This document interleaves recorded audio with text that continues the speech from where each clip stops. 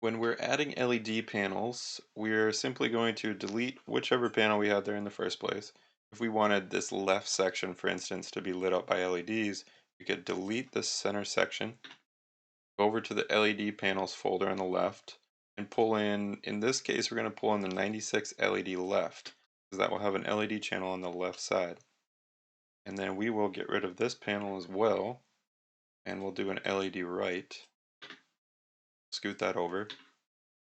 And you'll notice now when we go into 3D and we've got our operations on, we'll go into wireframe. We're behind this front line bore, right? So line bore and these LED channels, the LED channels just have to be sitting behind your toe kick, right?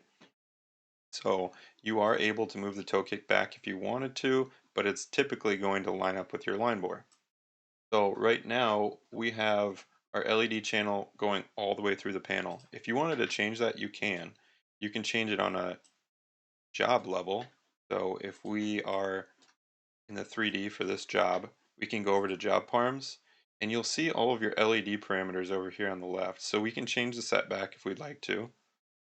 We could stagger the left or the right in case you're not using LEDs that are compatible back to back on a shared panel. You should always be using shallow, full, full silicone LED channels, LED strips for your closets, just so that they can fit back to back. The ones I have in here now are 6mm by 6mm, the AT6 Flexi LED from Richelieu. Now, LED config, you're not actually going to use that unless it's on a single panel. That's just how you can change any panel from left, right, or both. But typically, you're going to pull them out of the product log. And then we have depth and width that we can change for all the panels all at once. And we can also change the length. So this is cool. If you have 0 in here, it's full length. But what if we, for some reason, we absolutely need this LED channel right on the front of this panel, maybe a ½ inch back. So we would have to shorten up our LED channels. So they're 96-inch panels, roughly. We're going to go 92 inches. Well, that's millimeters. So let's go back into inches. LED length, we'll say 92. And it changes everything in the whole room to 92, right? We'd need to shorten it up a little bit more, maybe it looks like, but the concept is there, right? So we are always starting from the top with our LEDs.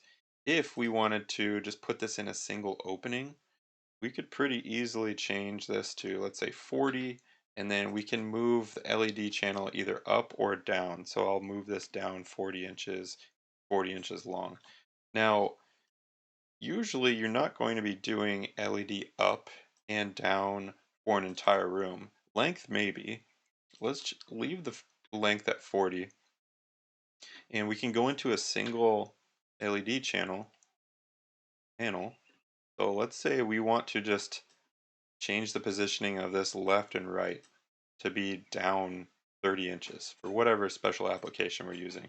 So we would go into parameters, select product parameters, find the other category, then we have up and down. So if I want to go down, I'm just going to select the description, left click once, say OK, and then I could say I want this LED to be down 30 inches. And we can see in here, zoom in, we can see the channel is actually starting 30 inches from the top now. So that could be useful. You're not going to be using that very often. You're normally not even going to touch these settings unless you actually change your LED. So let's just do a little undo there. And we'll go into the last piece of it. So there's LED left and right stagger to show you. So we could stagger this by 3 extra inches on the right. So any right side LED application is going to move back. And then we would leave the left where it is. So we're just stagger at 1 inch or ½ inch. It doesn't really matter right now for this test. And then our LED setback. This is actually pretty darn important because the setback, we look at in 3D, and let's add some doors in here actually. So we have an LED channel. We're going to have doors being drilled.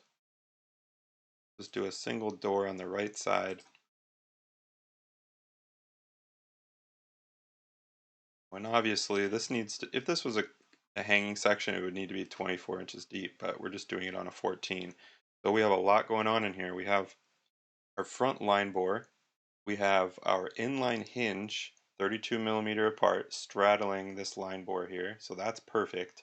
And one of the reasons why you want to use inline hinges, because you can straddle this front line bore. And then we're also dodging the LED channel. So everything is pretty much set up for drag and drop when you get the library. But it's something you could add to your checklist, you know? So you could add to your room checklist. We can go into room. Of course, this usually takes a little more thinking before you just start doing this, but let's go into the settings tab. We'll go into room notes and manage fields. I'll click the green plus and I will say check LEDs. There'll be a text box here. For the field type, I'm gonna say checkbox. Then you have to give it a variable. This is so that you can call on it in your multi-print or something like that, but this is probably never going to be used. So we'll say check LEDs, and then now before your draftsperson sends anything to the CNC, this has to be checked. So we could say check LED or check LED compatibility with other holes. You know, you could put a little more character into that. And other than that, that is pretty much all you're going to need to know for how the LED panels work in this library. Now you also have LED inserts if you want to go in the top or bottom of the opening. I'll show that real quick here. So we could go into Interior tab, click on the top opening, click on Inserts, and then we're going to go to the PAC Closets Inserts. So in here we have LED top of opening. You can plop that in there. And then we can look to see if it added it. It did. It's going to be a different setback though. So you could match all these things up, go into your insert library, fill everything out. If you wanted to change it on the fly here, we would click on the opening. I clicked edit. And then we're going to go into the parameters tab. And that's where we can change this LED setback and distance from left or right or the length. If you want to change this for the entire library, you could go up to Libraries, Inserts,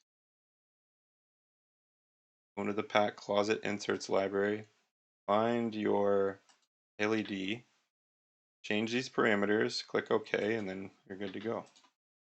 And that's about it for LED panels.